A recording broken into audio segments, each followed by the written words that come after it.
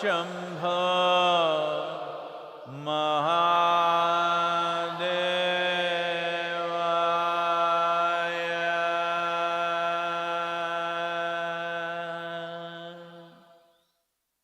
Yoga Yoga Yogeshwaraya Bhuta Bhuta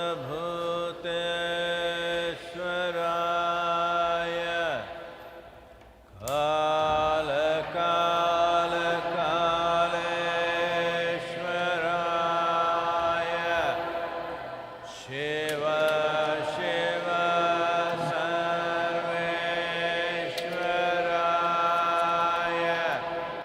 Shambho Shambho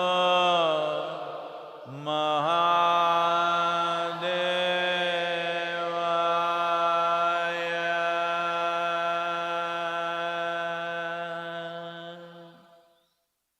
Yoga Yoga Yogeshwaraya Bhuta Bhuta Bhuteshwaraya Kala Kala Kaleshwaraya Shiva Shiva Sarveshwaraya Shambho Shambho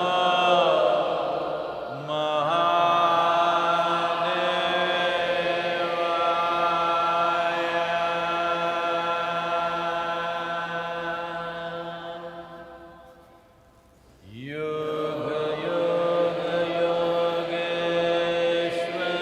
Yogeshwaraya Bhuta Bhuta Bhuteshwaraya Kala Kala Kaleshwaraya Shiva Shiva Sarveshwaraya Shambho Shambho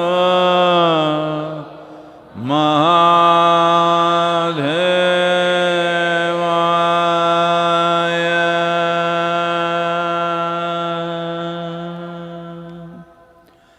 Yoga Yoga Yogeshwaraya Bhuta Bhuta Bhuteshwaraya Kala Kala Kaleshwaraya Shiva Shiva Sarveshwaraya Shambho Shambho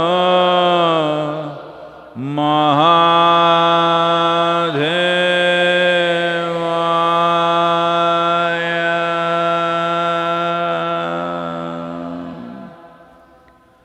Yoga Yoga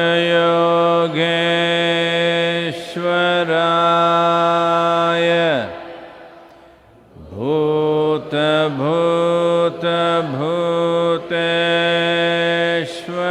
Bhuteshwaraya Kala Kala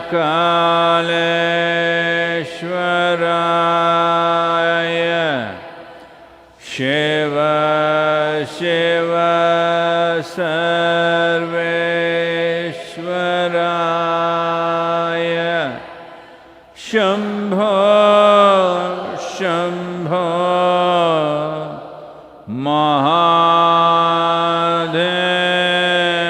Mahadevaya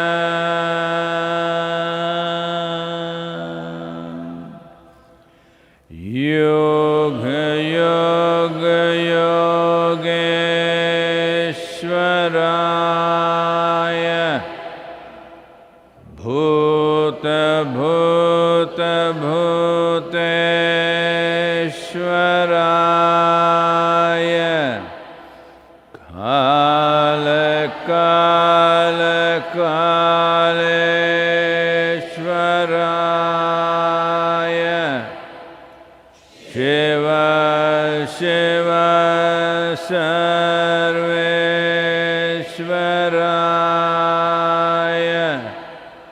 Shambho, Shambho,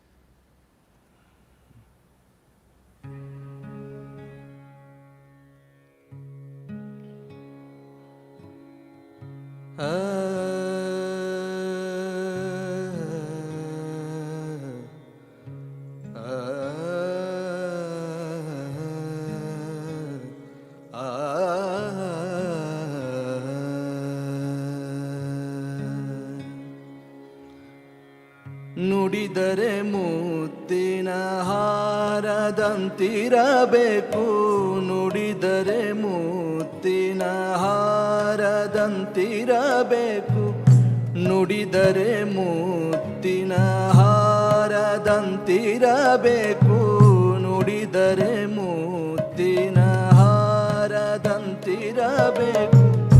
ನುಡಿದರೆ ಮಾಣಿಕ್ಯದ ದೀಪ್ತಿಯಂತಿರಬೇಕು, ನುಡಿದರೆ ಮಾಣಿಕ್ಯದ ದೀಪ್ತಿಯಂತಿರಬೇಕು, ನುಡಿದರೆ ಮುತ್ತಿನ ಹಾರದಂತಿರಬೇಕು, ನುಡಿದರೆ ಮುತ್ತಿನ ಹಾರದಂತಿರಬೇಕು.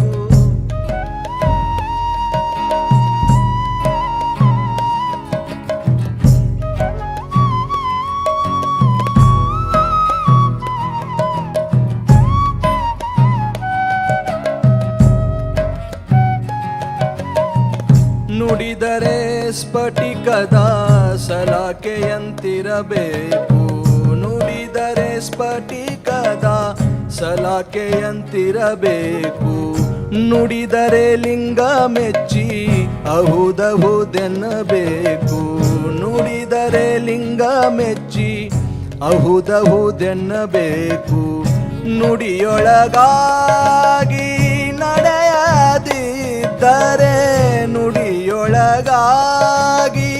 ನಡೆಯದಿದ್ದರೆ, ಕೂಡಲ ಸಂಗಮ ದೇವನೆಂತೊಲಿವನಯ್ಯ, ಕೂಡಲ ಸಂಗಮ ದೇವನೆಂತೊಲಿವನಯ್ಯ, ನುಡಿದರೆ ಮುತ್ತಿನ ಹಾರದಂತಿರಬೇಕು, ನುಡಿದರೆ ಮುತ್ತಿನ ಹಾರದಂತಿರಬೇಕು, ನುಡಿದರೆ ಮಾಣಿಕ್ಯದ ದೀಪ್ತಿಯಂತಿರಬೇಕು, ನುಡಿದರೆ ಮಾಣಿಕ್ಯದ ದೀಪ್ತಿಯಂತಿರಬೇಕು, ನುಡಿದರೆ ಮುತ್ತಿನ ಹಾರದಂತಿರಬೇಕು, ನುಡಿದರೆ ಮುತ್ತಿನ, ನುಡಿದರೆ ಮುತ್ತಿನ, ನುಡಿದರೆ ಮುತ್ತಿನ ಹಾರದಂತಿರಬೇಕು.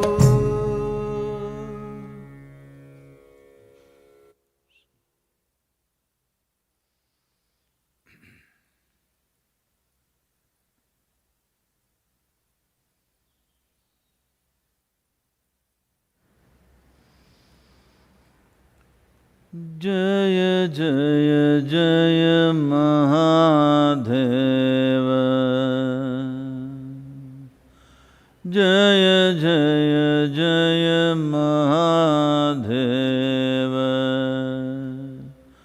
शिव शंकर आदि अनंत, शिव शंकर आदि अनंत, जय जय जय जय जय जय जय जय जय Mahadev. Namaskaram to all of you, wherever you are. So, finally in India, in a week's time, most of the lockdown will be off. Not in Tamil Nadu, not in Maharashtra, not in Mumbai, Chennai, maybe not in Delhi. Well, the number of people infected and the unfortunate number of the fatalities also going up almost everywhere. But there are economic concerns that individual people, society, nation and the world has to take care of. So we have to open up and do things.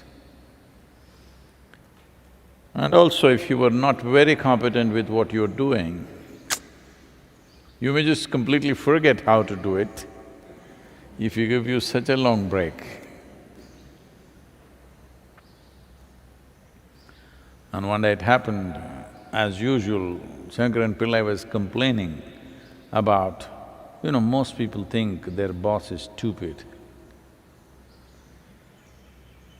So Shankaran Pillai was complaining how stupid his boss is.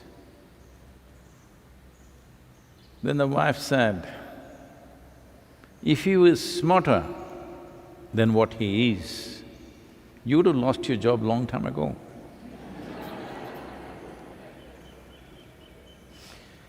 So, there are many aspects to life, it has to get back, no matter what consequence, unfortunately.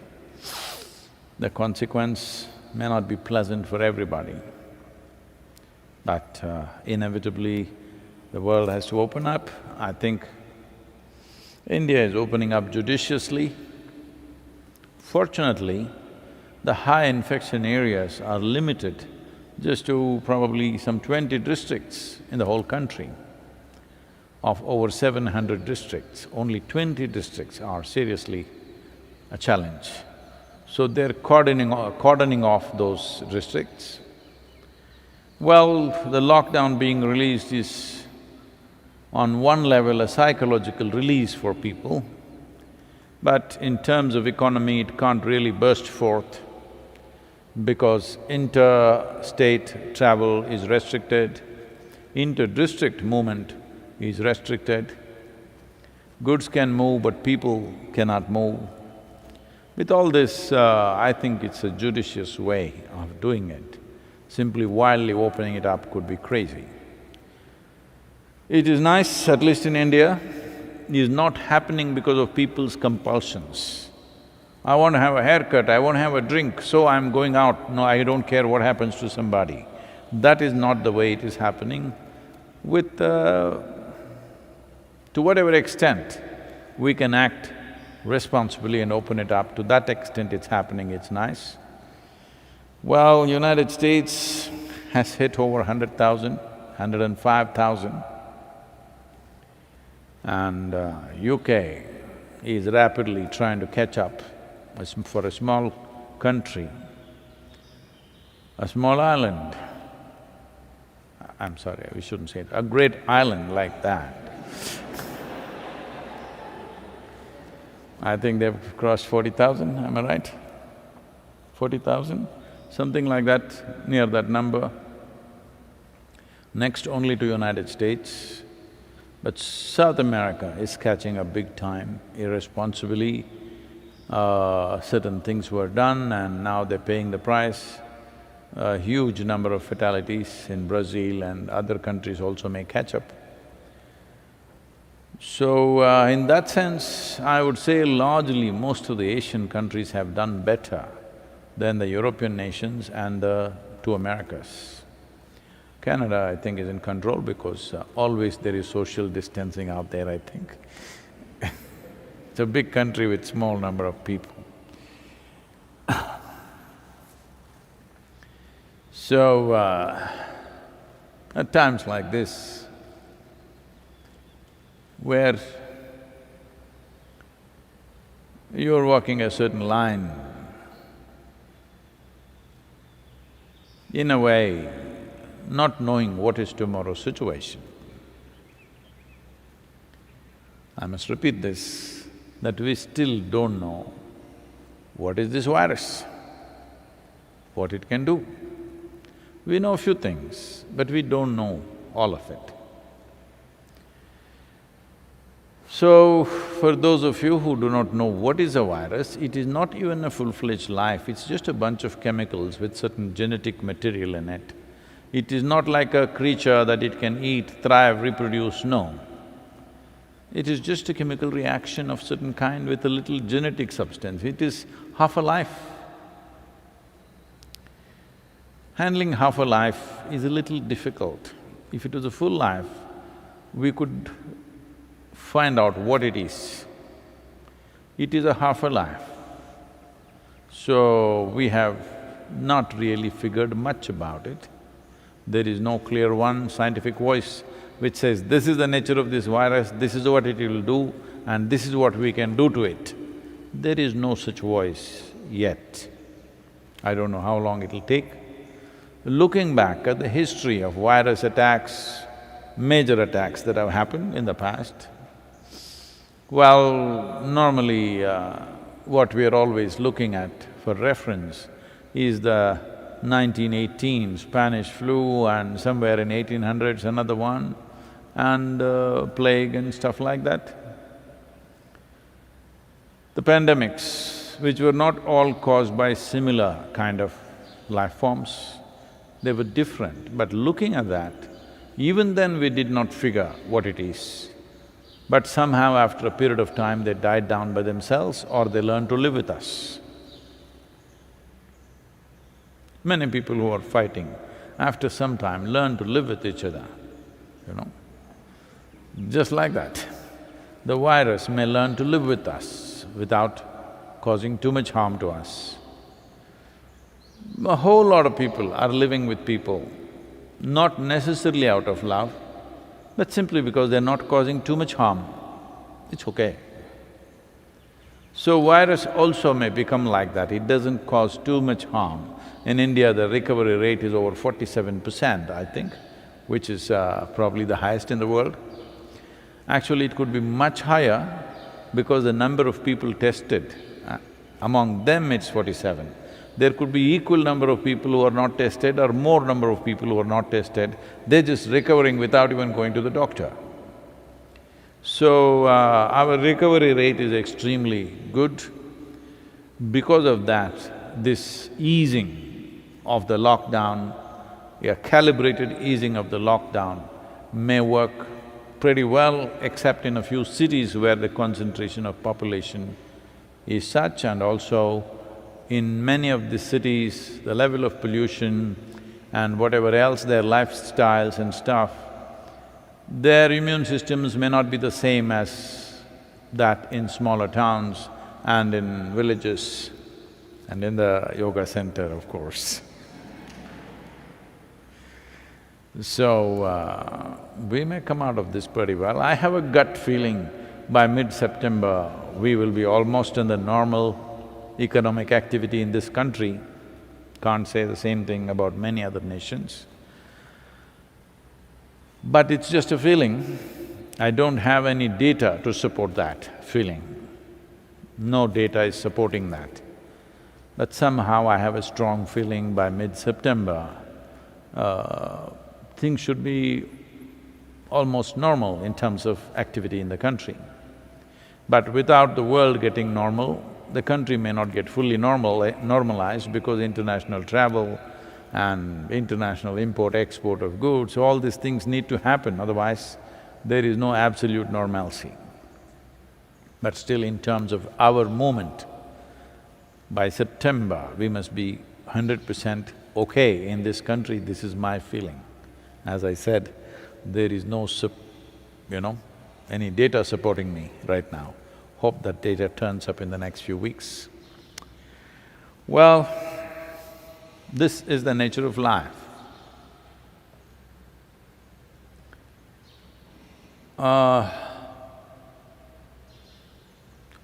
You're living strong, but you go to bed and fall asleep. you're like you're dead, you know? You're almost like dead. You think you're living, but actually you're also dying. So there is one dimension of life which is like a twilight zone. This is why, for those who are on the spiritual path, Adiyogi, Shiva becomes so significant because he is a twilight. Some of our photographers taking pictures of Adiyogi during the twilight is turning out most fantastic. He himself is twilight. He is there but not there, twilight zone. Absolutely exuberant, intoxicated, twilight zone.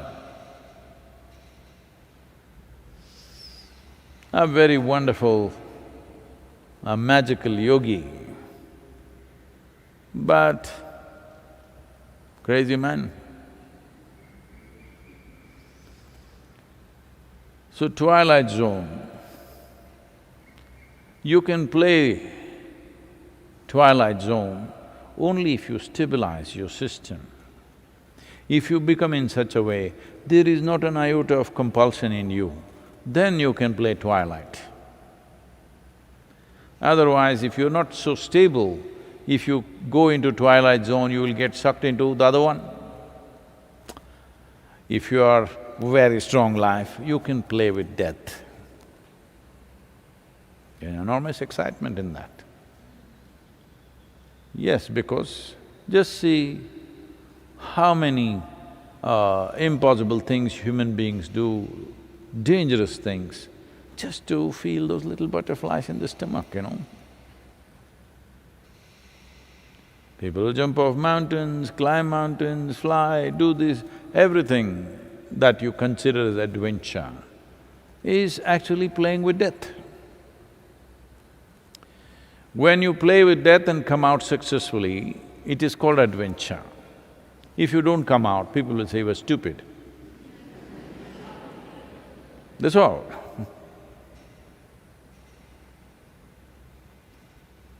So, if you do something stupid successfully, that is called adventure. If you did something stupid but it did not succeed, then it's just stupid. So everything is black and white when you're looking at life from a certain context. But if you raise yourself a little bit and look at it, everything is twilight. Everything is here and there.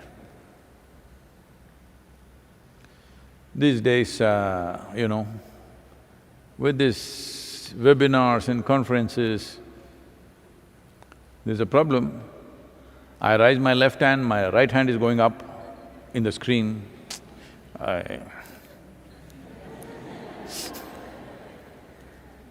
Getting confused with the hands, that I thought happens only to the ladies.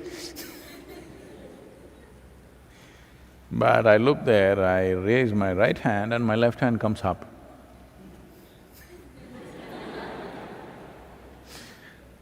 A very famous song in Telugu people know, Kuda edamaite paripatu ledu. So no problem, if right becomes left, left becomes right, no problem.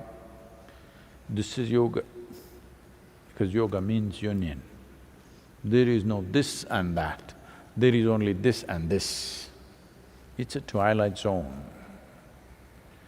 You're in life, but you're always playing with death. You're super alert, but you're intoxicated. Every dimension of life is within you at the same time, but you have not been taken by any of them. That's an important thing.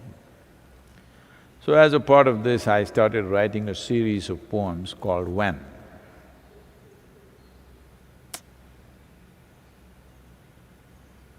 And I thought, because now, you know, I'm only a part-time spiritual teacher and a full-time painter. I thought I'll also add a picture to it. Can I have the poem? Can I read it or… no?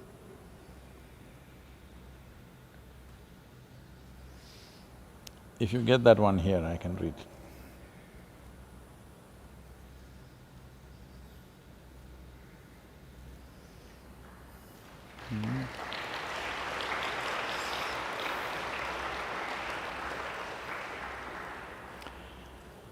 When a man is woman, bird a flower, red is blue, life, death, twilight. Let me read that again.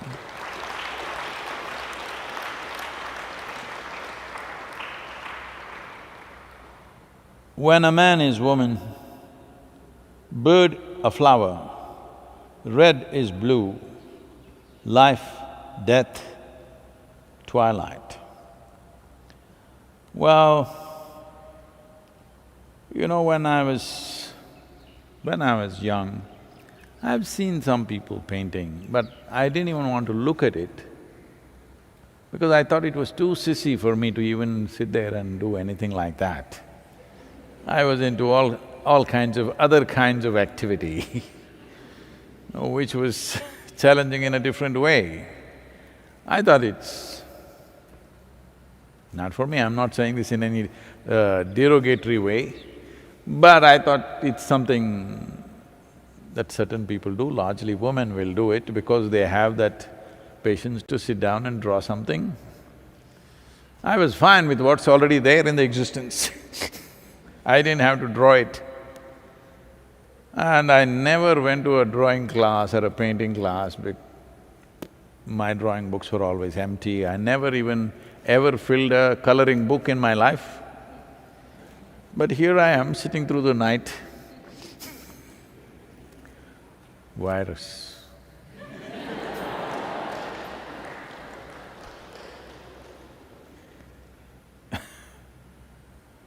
So,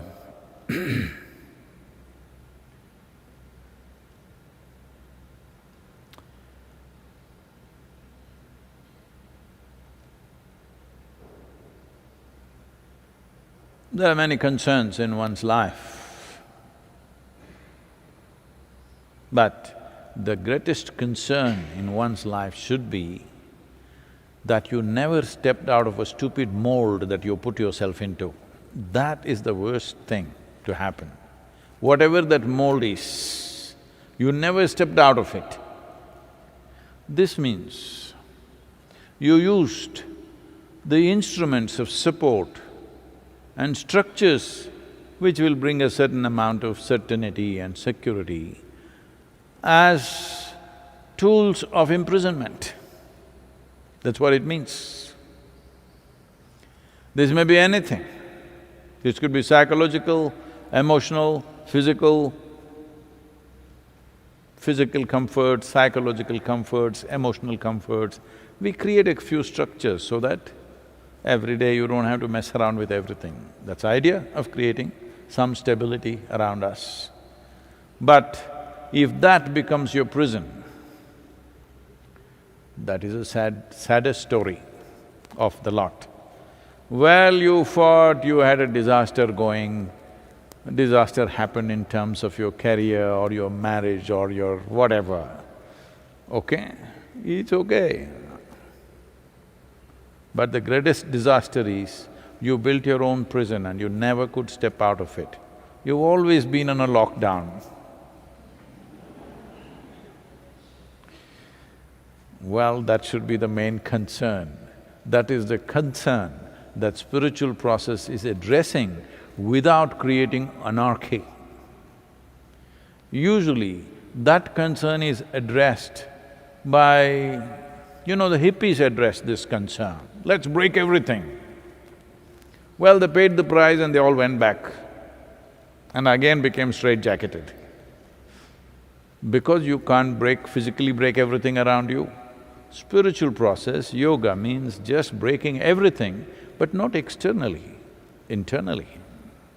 Because that's where the problem is. and that's where the solution should be. So, twilight zone.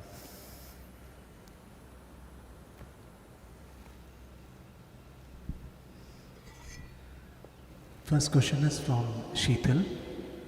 Namaskaram Sadhguru. I have been in the ashram for 4 months. Thank you so much for the privilege of being locked down in your company. It was an absolutely fantastic time, but now a group of us are leaving tonight.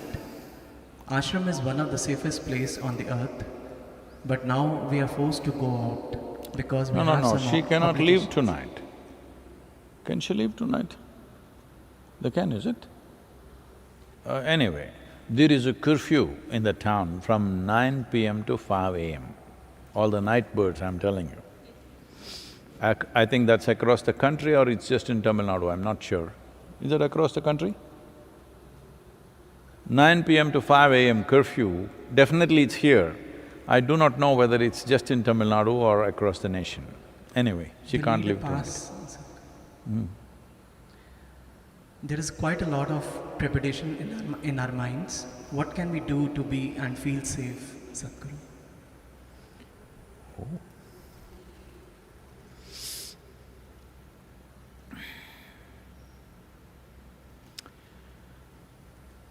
Well, is there a danger out there in the city that you're going to? Definitely. If you're going to one of the 5, 6 major cities in the country, definitely. If you're going to medium-sized cities, it's little better. If you're going to a small town, much better. If you go into your village, you're safe, you don't have to really much bother about it. So if you're going into any of the big cities, is there a danger? Definitely. Well, the very transportation system, either you fly a plane, which is the worst thing to do right now because the air is circulated, or the train, which is little better, but people may be walking all over you. Anybody may get in anywhere. Issues are there. Not everybody is going to maintain their social distance. They're going to sneeze on your face. So, we are coming up with some well-designed Isha mosques.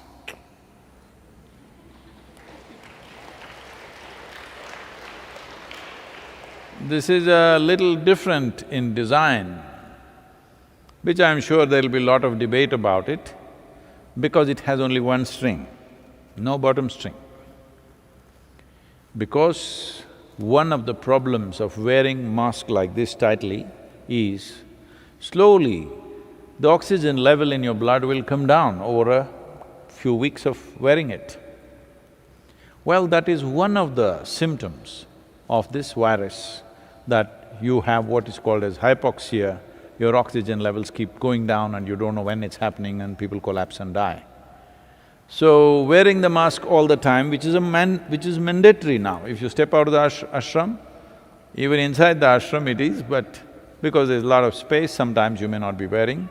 But once you step out on the street, in public places in the country, right now it's mandatory. So we created masks which are long, but only one string, so that your breathing, oxygen levels will not go down. Well, I'm sure some people will argue, there's nothing like that. This is not a mask that you wear if you are going into an infected hospital or something. There you need that N1, what's it, N95 or something, that's a different one. This is a regular mask that from now on may become part of everybody's life in the world, if not every day. This must happen in some societies, it is already so. That is, if you have a cold, you must wear a mask. People will demand from now on, not just because of the virus, even if the virus goes away. If you have little cold, cough, you must wear a mask. This could become the way of the world in future. So, we have designed nice mask for you. It is long so that you can breathe, and if you sneeze, it's within your own confines, you're not sneezing on anybody. If they sneeze also, it is there. Can the virus go like this? Of course it can. But even if you're wearing two, if the concentration of… if it's a very saturated kind of infected place like a hospital, then this mask also is not going to help. So largely assuming you're only going in workplaces, managing social distance at home, or you're just taking a walk on the street, this mask will serve you quite well and they're comfortable to wear. Many designs we've made for you, you can wear that. But still, one important thing, and the only thing actually that we know is, those who have strong immune system will survive, those who don't have will be affected by this, that's a clear thing. We don't know anything else about the virus except that one thing.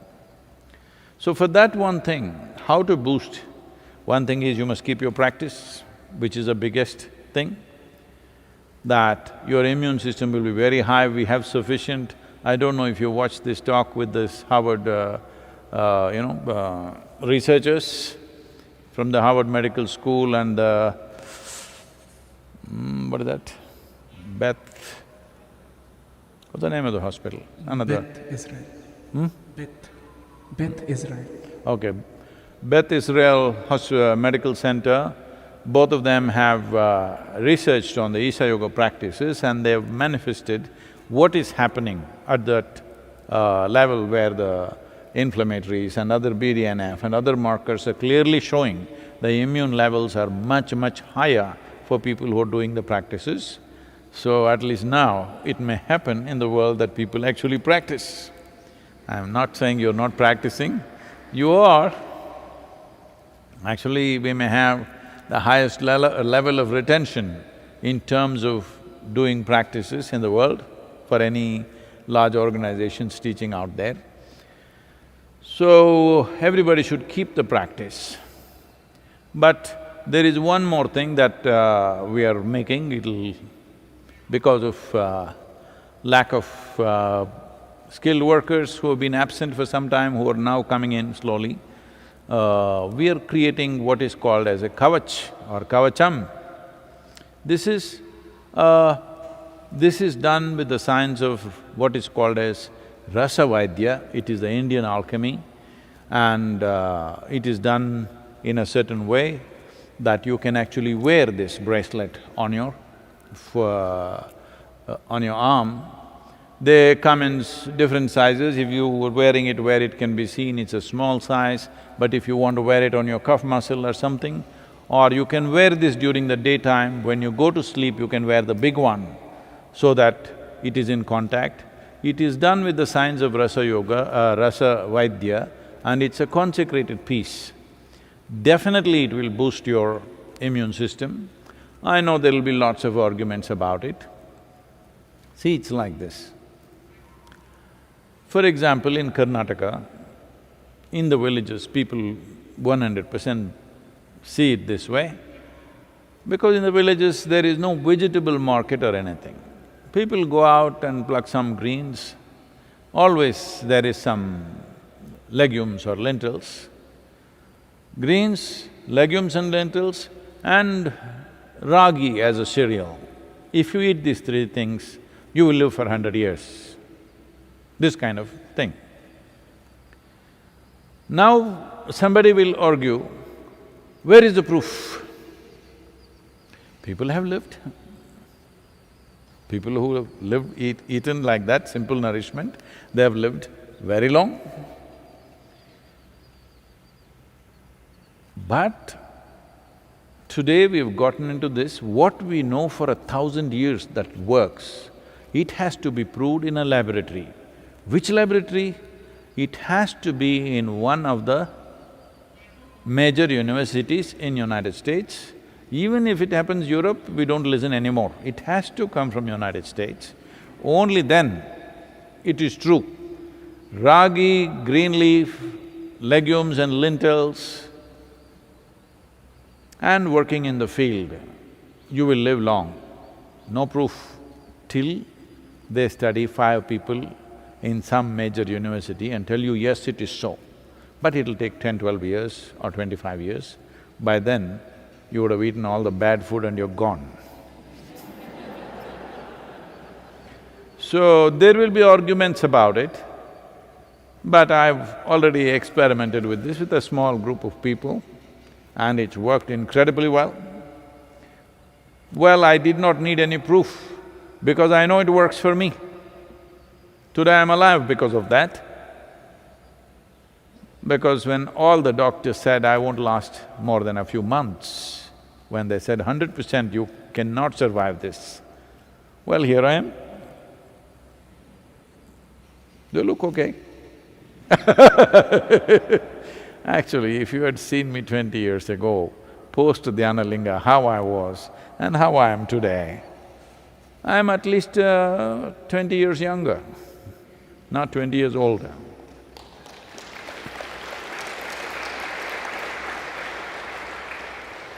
So will it work? It'll definitely work. How effectively you use it?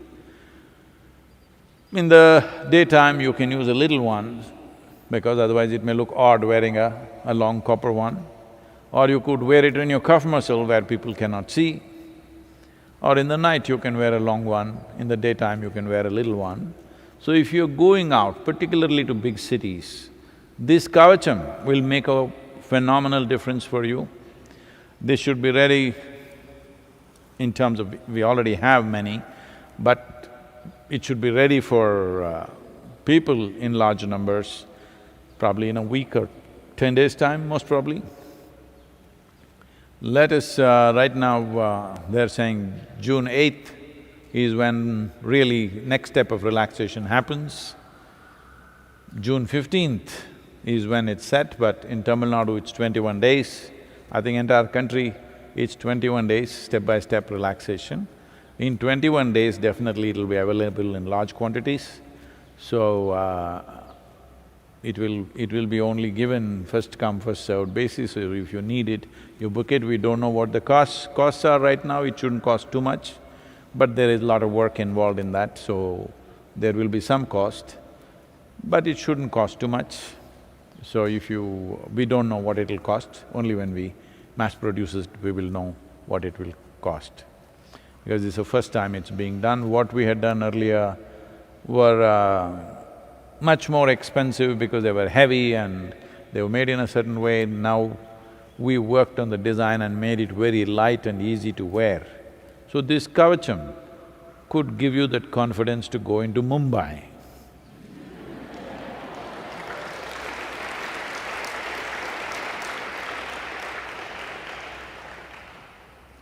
The vibrant Mumbai, unfortunately, has become the hotspot.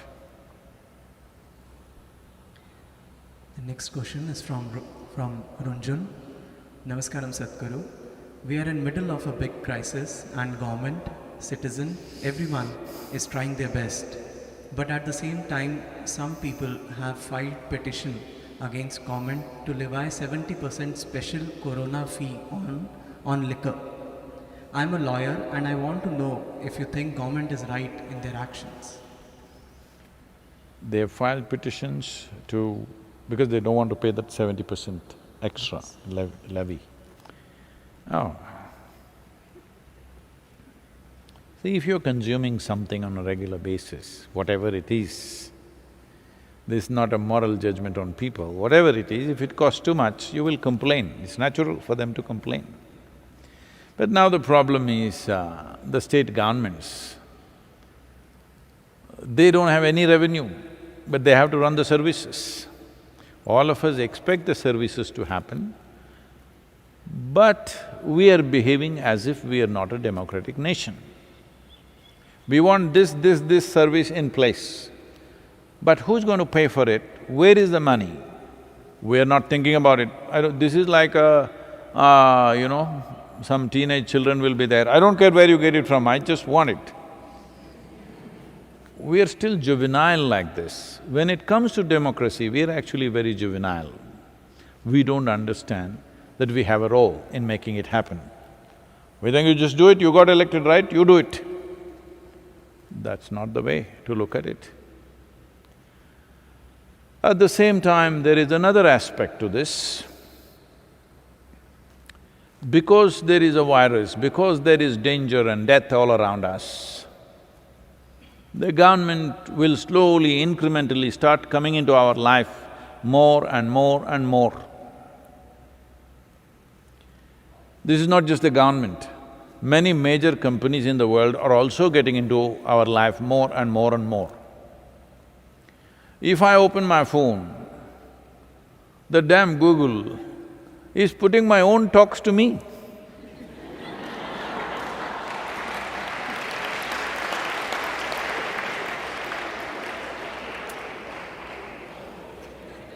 Because many videos are coming to me for approval and things like that, I'm looking at it, or maybe it's recognizing my face. So all the time, inner engineering online is coming to me.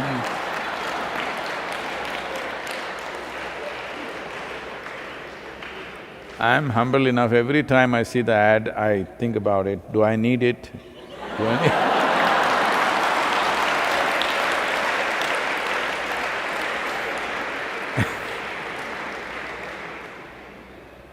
Oh, you don't know who needs it. This happened. Shankaran Pillai's wife took to horse riding because she wanted to lose weight. So after 3 months of horse riding, a friend of Shankaran Pillai who came home and asked her, "Where's your wife?" She said, "He's gone horse riding, she wants to lose weight, so 3 months she's been riding." "Oh, has she managed to lose weight?" "Well, the horse has lost 20 kilograms."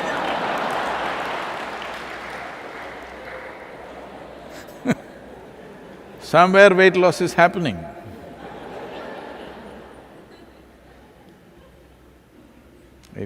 Life works in many ways, you know. So, all these technology companies are getting into your life. They know what music you like, they know you need inner engineering.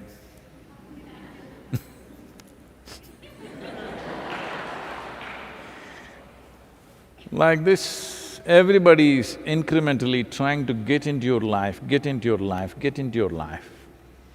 When there is death and danger around us, we will allow it.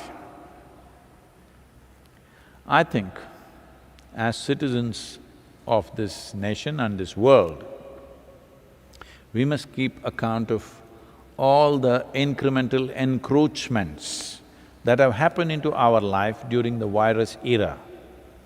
And the moment this virus is over, whenever that is, first thing we must do is that these things must be taken back.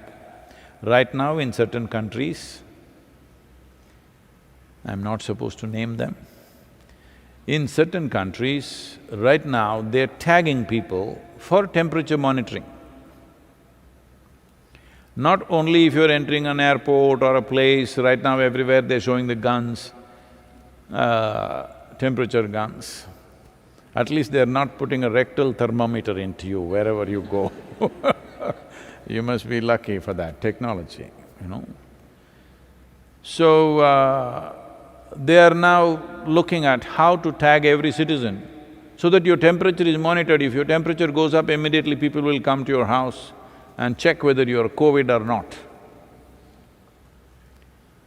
Well, once they know your temperature, they can just know everything about you and they can even control the temperature after some time.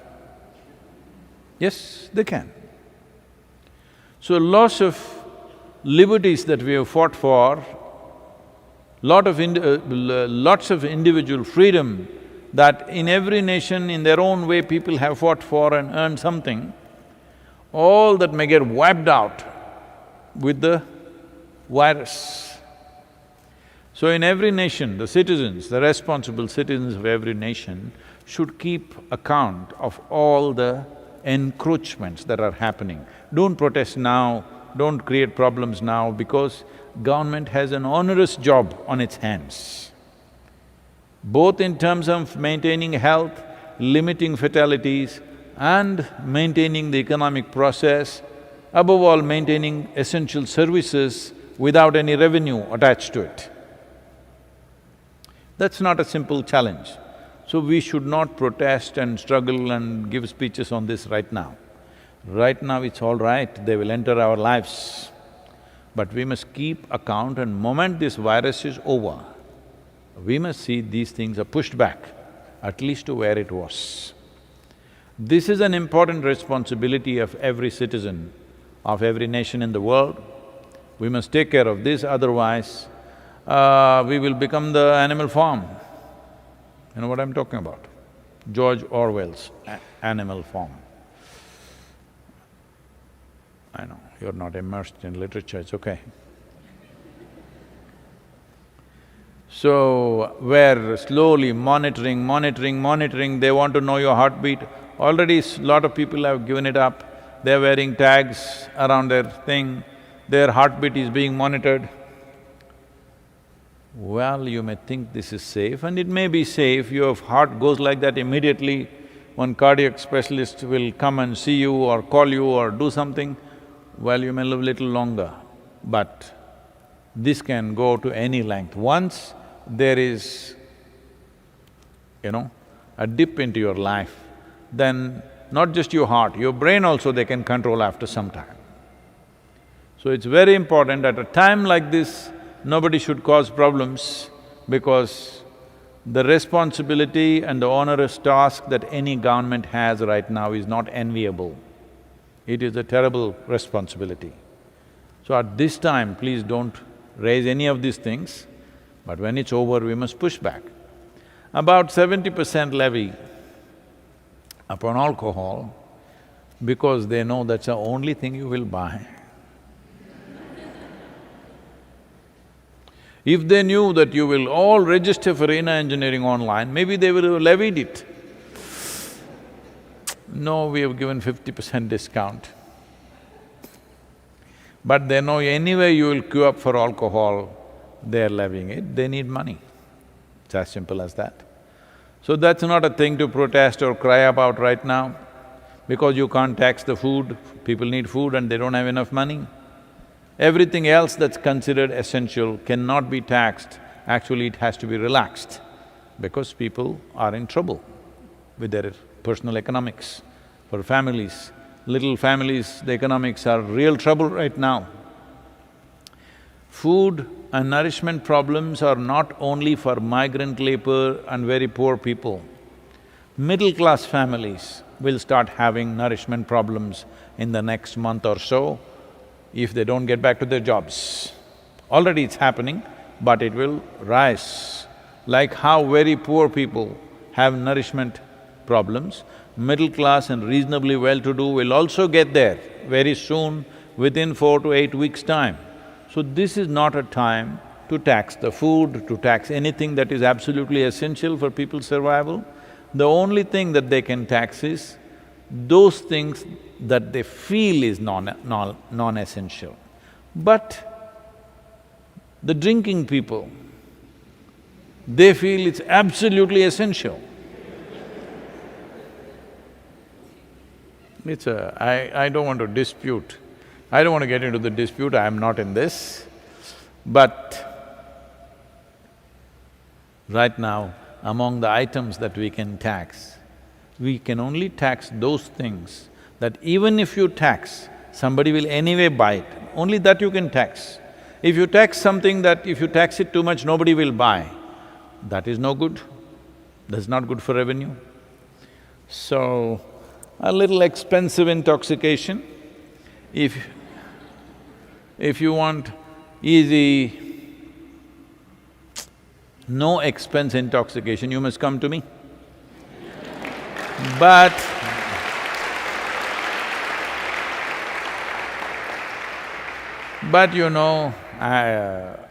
this intoxication, I'll squeeze your life, you have to get up at 5 o'clock in the morning.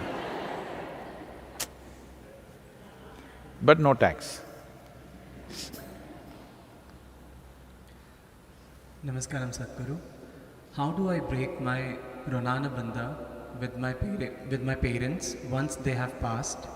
Would someone else performing the Kala Bhairava Karma take care of my Ronana Bandha even if I am unable to participate?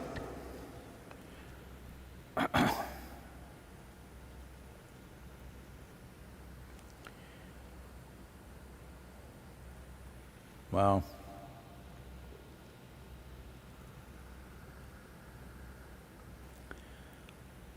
We have spoken about this in the past, but I don't know when, where, how long ago, so let me repeat a few things.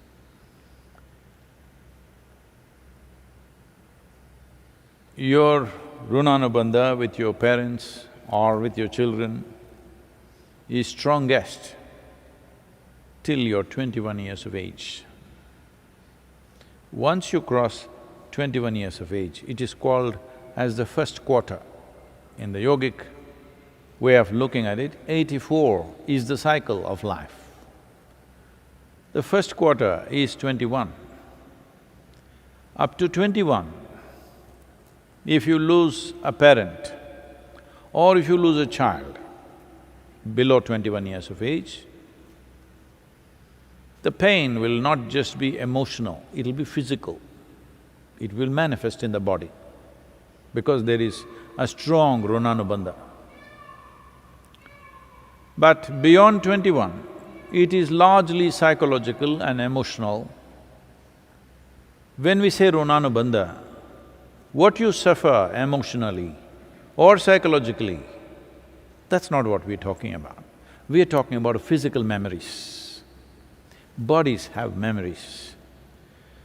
Because what you call as a parent is the basis of this body, there is a very deep memory connection between the two that is at its strongest till 21 years of age. Once you pass that, it is weakened. Is it gone? Not totally gone, weakened. Let us say you're 42 years of age and you're a man.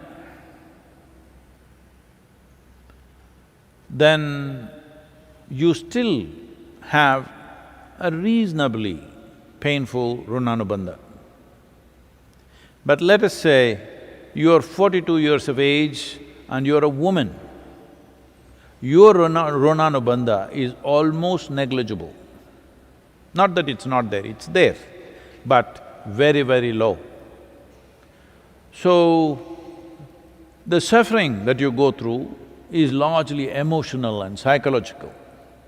If you're psychologically very stable, emotionally balanced, you will see you will handle it quite effortlessly because there is no physical turmoil going on in the system.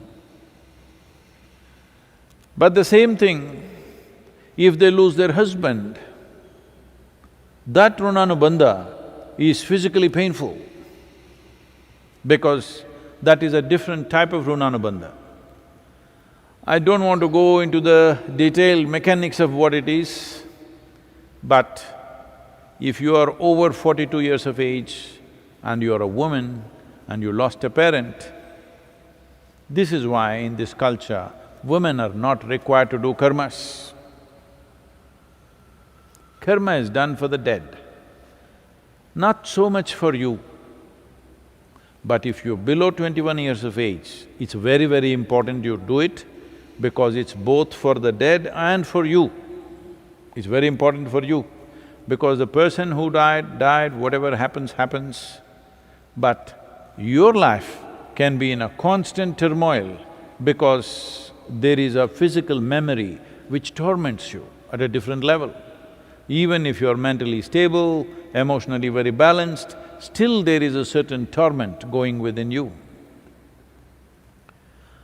A child below 7.5 years of age doesn't have much Runanubandha. The mother and father may have enormous Runanubandha, but on the other side, there is not much Runanubandha. This is not just for psychological reasons. A child below 7.5 years of age doesn't suffer much, doesn't go through the turmoil physically. may suffer because of not being taken care of and those kind of situations if they are there. So, anyway, how to perform karmas and kriyas for dead if you are not able to physically do something? The simple thing is to go into a 3-day period of sadhana. Here at the yoga center, well, because people are from various backgrounds and various geographical locations, not all of them are they able to go back when their parents die. So when that happens, they will go into 3 days of silence and sadhana to come out completely fresh. Because internally you can do this, beyond a certain age, it is largely for the dead that we are doing it. But there is an element of that, it's not totally gone. Our bodies are never 100% free from the genetic process that we have received from our parentage. There is a way to be above that, but we are not absolutely free. Physical body functions in a certain way.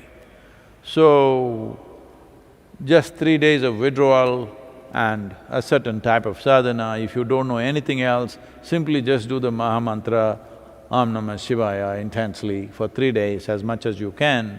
A minimum of 4.5 hours a day if you do this, you don't have to really bother about that because it's also nice to withdraw, it's a sensitive time, but now deaths and funerals and what happens post-death is all become a social nonsense, that you have to have people at home, you have to serve them drink, you have to serve them food.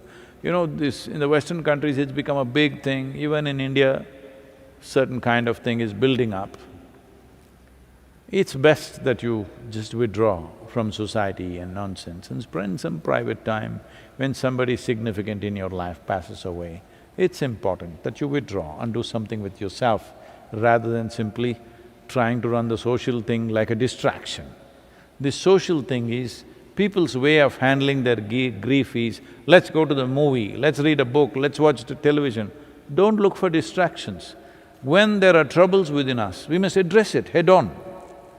Don't look for distractions. Distraction is not a solution. Just one. This question is from Ramesh. Namaskaram Sadhguru. After inner engineering around 3 years ago, anger has almost disappeared from my life. Other day, I heard you mention that Sadhguru Sri Brahma was so intense that he was always angry. Since that day, I have this question in my mind, am I not intense enough, and are there other people who lose their temper? Are they more intense than me?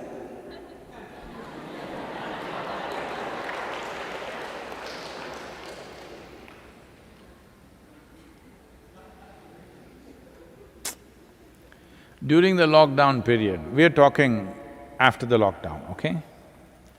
During the lockdown period, it so happened, Shankaran Pillai's wife had gone to her mother's parents' place and she got stuck there and he was stuck in their home.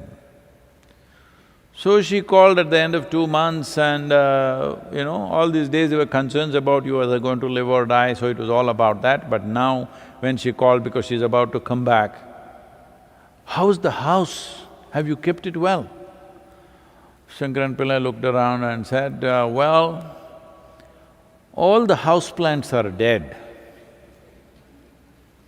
But don't worry, it looks like some are growing in the refrigerator.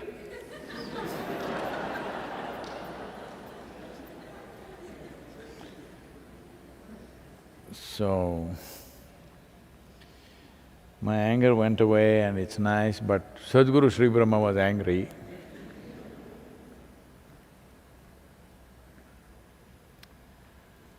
Well, his anger was a way of beating himself up because he was on a single-point mission in his life. When somebody has a single-point agenda to their life, Well, you look at him, pictures here probably. Veerappan will look cute like that. Hope… these days I don't know who is doing this. Definitely I don't think it's from the foundation, but somebody has access to these things and they're putting out all my pictures before Dhyanalinga consecration, where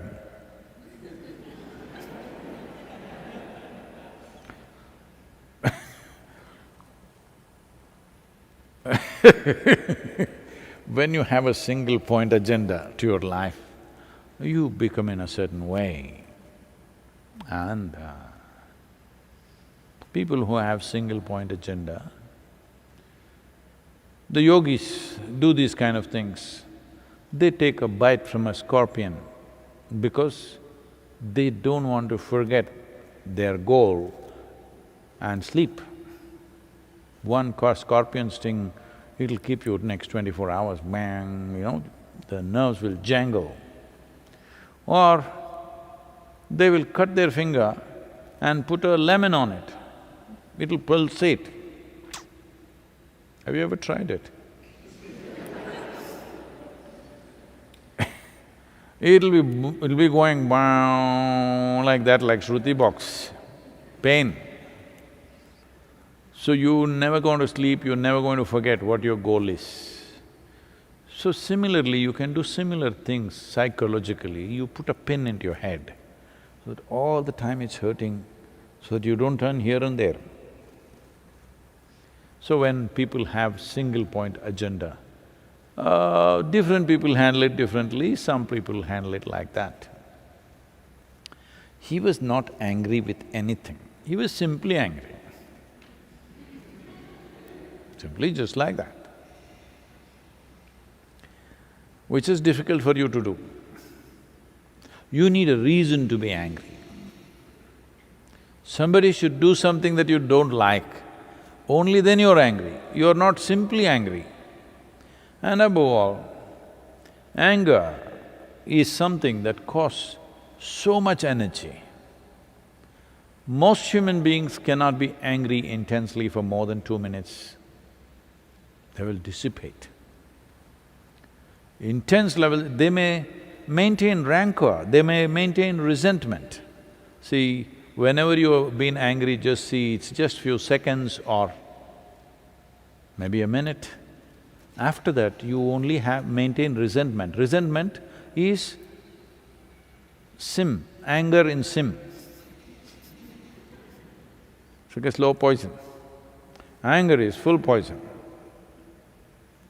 To stay that way all the time without getting killed is not easy.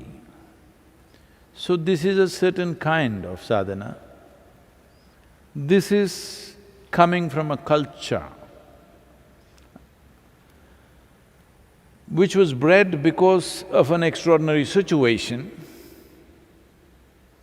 Because Adiyogi himself, when he came to Velangiri Hills, he was angry with himself. Because he failed. He's not somebody who likes to fail.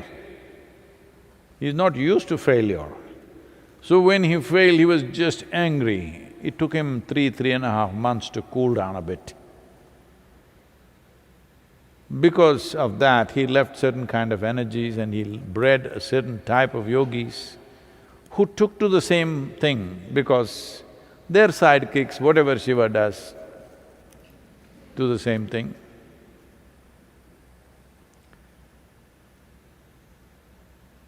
Like a lot of people, because they saw Shiva ash-smeared, they're also head to toe ash-smeared. Because he looked intoxicated and they couldn't get it, so they started smoking. They're just cute.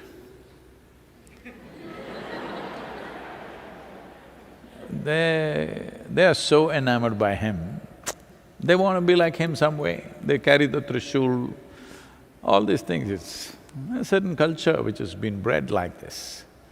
So, Sadhguru Sri Brahma came from that kind of space, and above all, failure. He did not want his life to deviate for a moment, so he put a pin in his head. So that when there is pain, you can't think of anything else. You can experiment and see. Take just an office pin and stick it. You will see you can't think of anything else. Your whole attention will be right here where you stuck it. So he stuck a pin in his head so that the pain will keep him on it all the time, the pain of failure. Otherwise, when you eat a good meal, you may forget your failure. Life works out well around you, it's a beautiful evening, you'll forget your purpose. So he doesn't want to fail this time, so he put a pin in his head. So he was like that. You know, when somebody's in pain, they very easily get angry also. You're in pain, if anybody touches you, oh! So, even if anybody passed by, because conscious pain created so that no looking here or there, just this. You don't take that as an example, well, I'm here. I can also yell at you if you want, if that's what you like. The important thing is that it's conscious, it's not compulsive. So if you have come out of it and you're missing it, you may get it? Yes? This is the thing about consciousness. I've seen this happening to people around me sometimes. We initiate them into something big energy. In 3 days' time, they will ruin themselves because they have funny ideas, what they can do with it. The moment they feel little like this, they think, we can heal this guy, we can do that, we can manipulate this, that. In 3 days' time, they are totally messed up. Unfortunately, I've seen a few incidents like that, but I must tell you another one, a classic one. Well, there was a girl who had a very serious asthmatic condition. That kind where every 2 weeks she's in hospital for 2 to 3 days, just simply not able to breathe. Probably most healthy people won't understand what is asthma. Right now, I hear this virus is giving that experience. It's like drowning. Your breath is going away, but it doesn't go away. It's like through the night, it'll rake the body. Today there are all kinds of, cortisones and steroids and things, so people are finding relief. Otherwise, if you had seen asthmatic patients 30, 40 years ago, oh my God, I've seen some extreme ones. It'll just go on for hours. Literally they beg, they want to die, but there's no relief. Today, the moment this happens, they will take steroids and stuff, it just quietens down. You don't see people suffering like that anymore. They can easily fix it, there's enough medication. So, extreme case of asthma. Then I saw this girl spiritually fired up,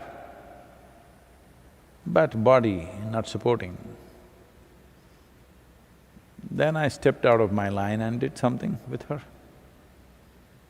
Asthma went away. About a year and a half later, she's sharing in a program and she says, I was an asthmatic like this from my childhood and I suffered so much, but now it's gone, last 1.5 years, it's wonderful. And then she says, I'm almost missing it. I was sitting there, I said, what? You missing it? Well, she got it that night. That's how life is. So don't ask for things of that kind. Keeping your vision on one thing that you want is important, because as you get empowered in terms of human consciousness, it's very important that you keep the steering wheel straight. Once you have a vehicle which is powered up, big time, if you look here, you'll go and crash there. If you look there, you'll go and crash there. It's better you be a stationary vehicle, as most people are.